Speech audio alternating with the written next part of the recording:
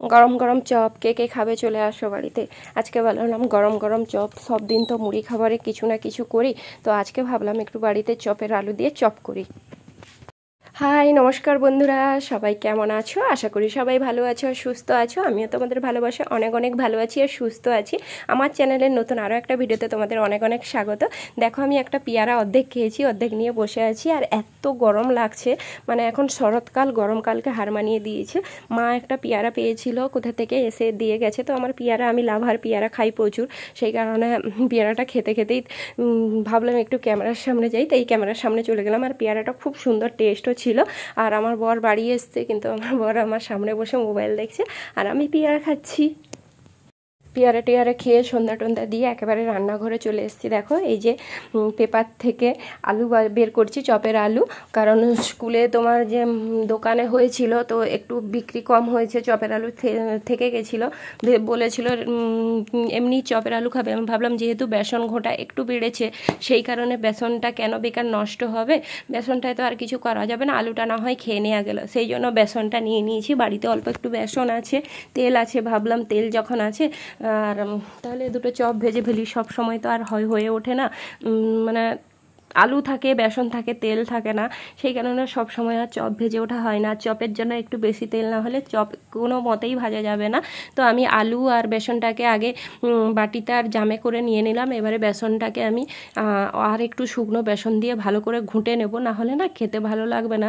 যেহেতু চপের বেসনে একটু সোডা দেয়া থাকে, আমি একটু অল্প নুন দিলাম। এবারে ভালো করে মোটা করে, যেমন চপের জন্য ব্যাটার তৈরি করা হয় সেভাবে ভালো করে ঘুঁটে ঘুঁটে ব্যাটার তৈরি করে নেব। কারণ চপের ব্যাটার পাতলা হলে মানে আলুর গায়ে লাগবে না আর খেতেও ভালো লাগবে না।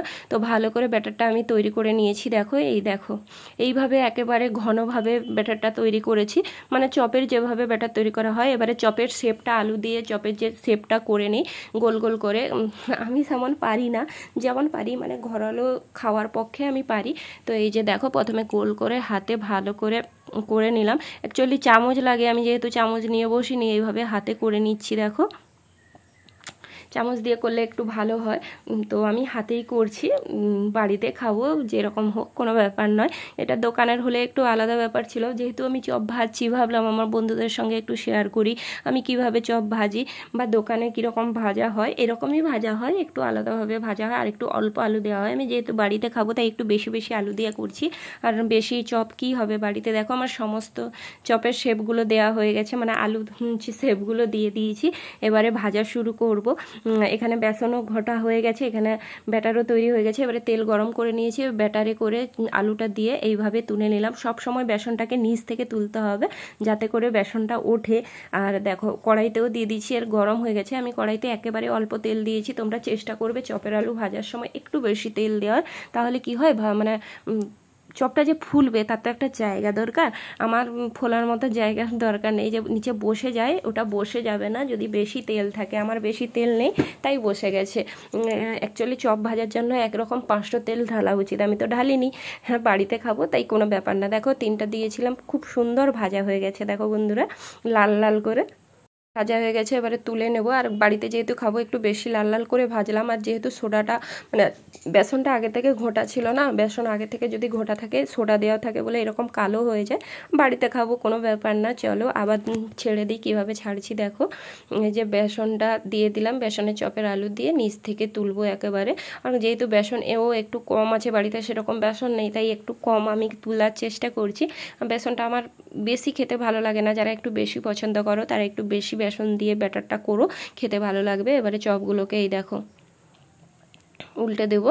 আর ফোলার জায়গাটা নেই বলে ফুলছে না, যদি ফোলার জায়গা থাকতো খুব সুন্দরভাবে ফোলে, জানো তো। আমি এর আগেও বানিয়েছি, আমার আগেও ভিডিওতে আছে দেখবে, খুব সুন্দরভাবে ফোলে। আর আমি এখন যেহেতু বাইরে তেমন কোথাও যাচ্ছি না, শুধু রান্নার ভিডিওগুলো পোস্ট করছি, মানে আমার ডেলি ব্লগের মধ্যেই রান্নার ভিডিও থাকছে।